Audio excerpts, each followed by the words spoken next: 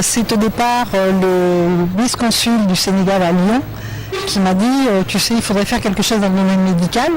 Donc de mon côté, j'ai cherché une association qui, chez nous, récolte des dons auprès des hôpitaux, des maisons de retraite, des pharmacies, et qui, ce sont des bénévoles qui s'occupent de tout ce matériel et qui offrent ce matériel à des associations pour qu'elles en fassent profiter des partenaires à l'étranger.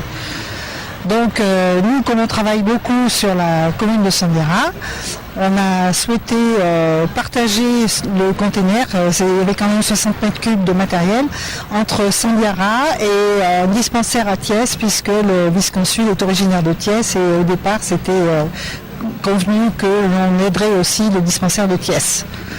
On a des lits électriques, des lits mécaniques, des fauteuils roulants, des déambulateurs, des cannes et puis beaucoup de consommables pour les soins, des compresses, des cathéters, des piqûres, des fils de suture, des tenues de bloc opératoire, des tenues de personnel soignant, des biberons, des protections, beaucoup de matériel qu'on n'a pas l'habitude nous d'utiliser, mais que dans les hôpitaux rendent un grand service et aux dispensaires aussi, je pense.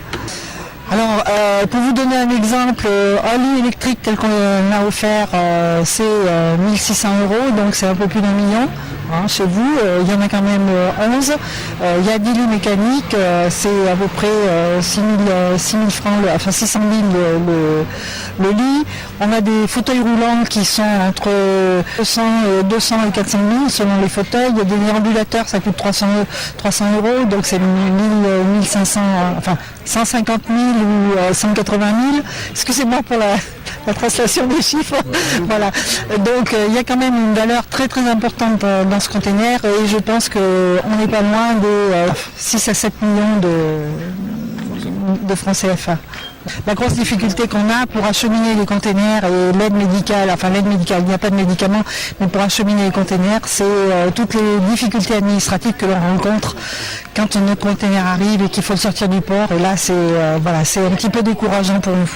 Je vous lance un message à l'endroit des autorités pour faciliter justement cette aide humanitaire. On n'est pas là pour faire du commerce, on n'est pas là pour gagner de l'argent, on est là pour aider la population, que ce soit dans le domaine de l'eau, quand on a travaillé dans le domaine de l'eau, que ce soit dans le domaine médical ou dans le domaine de l'éducation. Tout ce qu'on amène, ce sont des dons. Et là, on a perdu pratiquement un mois pour sortir le conteneur du port. Il y a trop d'administratifs, il y a trop de... Voilà, il n'y a rien de clair, on n'arrive pas à savoir exactement le tenant, les aboutissants des choses. Et chaque jour, on nous demande un document supplémentaire. Et ça, c'est très usant. Et nous, les associations, notamment les associations françaises, on est un petit peu réticents maintenant pour envoyer des conteneurs parce qu'on a toujours ces difficultés au niveau de l'administration, du port, des douanes. Et ça, c'est vraiment un très très gros handicap et ça freine énormément l'apport des dons dans votre pays.